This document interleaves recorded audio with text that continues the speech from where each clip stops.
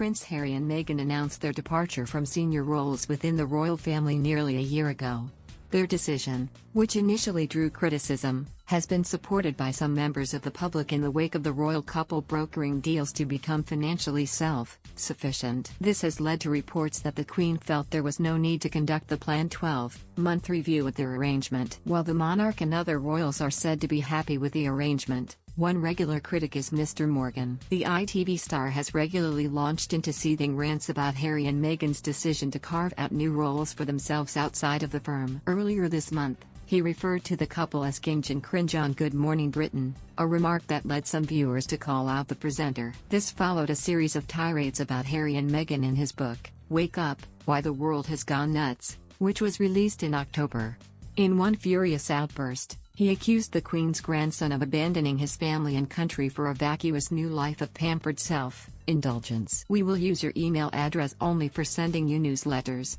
Please see our privacy notice for details of your data protection rights. The remark came after the royal couple issued a statement banning 4 British newspapers from access to their life while continuing to post on social media. Mr. Morgan commented that Harry and Meghan had moved to a part of California, which he referred to as the paparazzi epicenter of the world. He particularly took affront to the couple's demand for privacy to protect their son Archie Harrison while also posting a video of him online. The former newspaper editor wrote, "Yet, we're supposed to think this is all some whipped up hysteria by the media. I won't take such ill-informed lectures from a massively privileged man." The TV star continued to lambaste the couple on Twitter, including in one post from June where he wrote, "People say I'm too critical of Meghan Markle. But she ditched her family, ditched her dad, ditched most of her old friends, split Harry from William, and has now split him from the royal family. I rest my case." In another instance, Mr. Morgan came under fire when he posted a private message Meghan sent to him after he followed her on Twitter in 2015. She wrote, "Why hello there, thanks for the follow. Big fan of yours." Mr. Morgan shared the message, which he took a screenshot of, with his own twist on the situation in January last year. He tweeted, "In happier times. When Meghan first slid into my DMs. Think it's fair to say she's probably not such a big fan of mine now." In May, Mr. Morgan seemed to backtrack on his harsh words about the royal couple during an interview with the Sunday Times. Journalist Decca Aiken had told the journalist that his vendetta against Meghan was an act of revenge.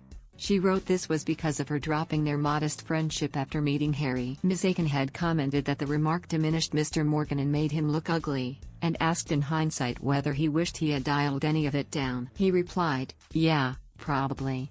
I think that's a perfectly fair criticism. It's probably not wise, if you're a columnist, to make things too personal. Have I taken things a bit too far? Probably. Do I think that will govern and temper how I talk about them going forward? Absolutely." Mr. Morgan that the coronavirus lockdown taught him that it was time to end his petty feuds with public figures and focus on making real change through journalism. He said, "It's the stuff that is substantial, particularly when people's lives are at stake, that seems to galvanize my personality into the best possible place. And it's times of relative peace, calm, quiet and dare I say boredom that might occasionally bring out the worst in me. Having squabbles with people who are never going to change their mind in a million years about stuff that no longer seems remotely important." Despite this, Mr. Morgan has continued to take swipes at Harry and Meghan, including earlier this month. He urged the Queen to strip them of their titles for featuring their one-year-old son on their Spotify podcast series Archie Audio last month. He said, "When Ginge and Cringe did their new podcast, that's their new nicknames because Hes got ginger hair and she makes me cringe, and little Archie was brought in to flog it. Did that not make you cringe?" He accused them of backtracking on their comments about leaving the country to protect his privacy and then using him to flog their podcast.